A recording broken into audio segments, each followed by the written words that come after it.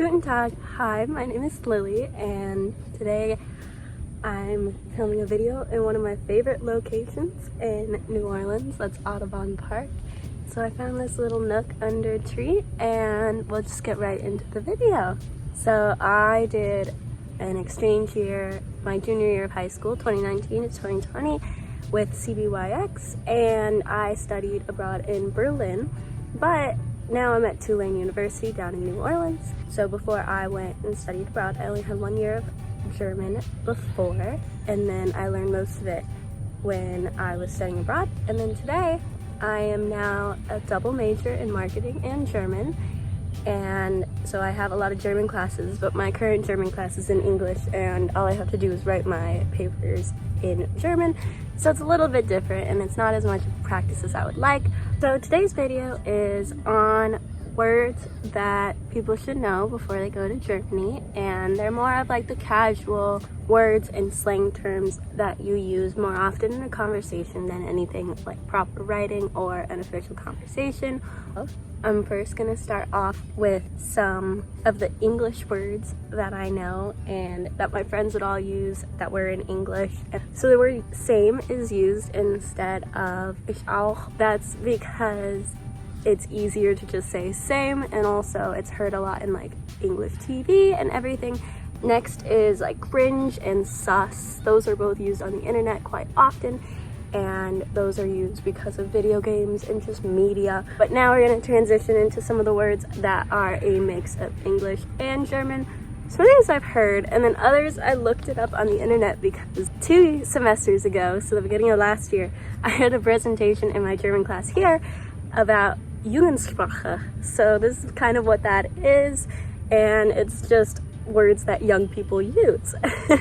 So chillen and cruisen, so it's pretty much the English words chill and cruise except in a German accent. And I think it's funny because it's just like there's so many other words, and also like fahren is not too hard to pronounce, but it's kind of funny and a little quirky, so we'll work with it. Now we're on to the actual echt deutsches Wörter, so the real German words that we're going to talk about that are more of like the slang terms or the Jugendsprache. So yeah, so first is doch.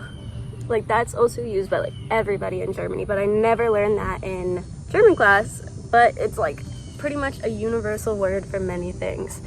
And so most of the times I would hear it when I was with my friends, and it would be like an argument or like they're discussing something like very seriously and very heated. So then what they would do is one of them would say the word doch, and it was supposed to be like, yeah, I agree, or doch nein, like I disagree. And it was just like when us Americans say like no, yeah, yeah, no, like that, I don't know, it's very strange to explain, but once as you hear it in the right context, it makes sense. But it's hard for us native English speakers to learn. And another one is nee. That's instead of saying 9, it's just easier to kind of say that. Even though 9 is only 4 letters, nee is easy, and I recognize that I do that a lot too, especially after hanging out with my friends. And then speaking with my host family, it would definitely be a lot more like casual language. Next is Alter. So the main use for this term, it's like man or dude or bro or all that. And it's used in a lot of different contexts, but I remember the boys would use it the most in my class, and it would be like du Alter, to be like hey man and stuff like that. But it's once again nothing that you learn in your German classes. And then hammer is kind of like another word for like primo or toll. It's like great, super, awesome, cool, like everything along those lines. Like we would use it like I would use it. My friends probably wouldn't, but I'm probably using older terms, but I liked it because it's a cool word to use. And also when I think of hammer, all I can think of is like English hammer, so like the tool. And then cornman. So this is an interesting one. My friends would use it once in a while, but it's people who hang out kind of in a corner or like a area, and they would drink or smoke there. So it'd be like a meetup spot, or it's just like the we had a Rauchenecker at our school, so a smoking corner where everybody would go smoke.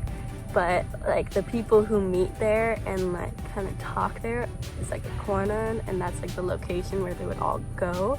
It's kind of a strange term, but my friends taught it to me. And then lastly is my Lieblingswörter, or ein Lieblingswörter. So a favorite word of mine, and that's Tschüssi. So my German teachers all know that I use this. My German teachers and professors have heard me say this to them. When they say Tschüss or Ciao, I always respond with Tschüssi. And I learned that in language camp, where my language camp teacher was like, oh, a word that like some teenage girls use is Tschüssi. And then I went there and like only 2 girls that I knew used the word Tschüssi, but I was like, no, I'm gonna use the word Tschüssi now. So it's like embedded in my vocabulary, and I love it so much, and it's just like a cute little peppy way to say bye. So it might just be a me thing, but I love the word Tschüssi, and I use it every time that I'm speaking to someone in German and I'm gonna go. So my host family would say it to me because they thought it was so funny and cute. That was all for today's video. I hope you all enjoyed. I hope you all liked the locations. I know I did. And yeah, if there's any other videos that you want to see, I have a couple on a list, but I'm open to suggestions. And yeah, that's all for today's video. Dankeschön und auf Wiedersehen.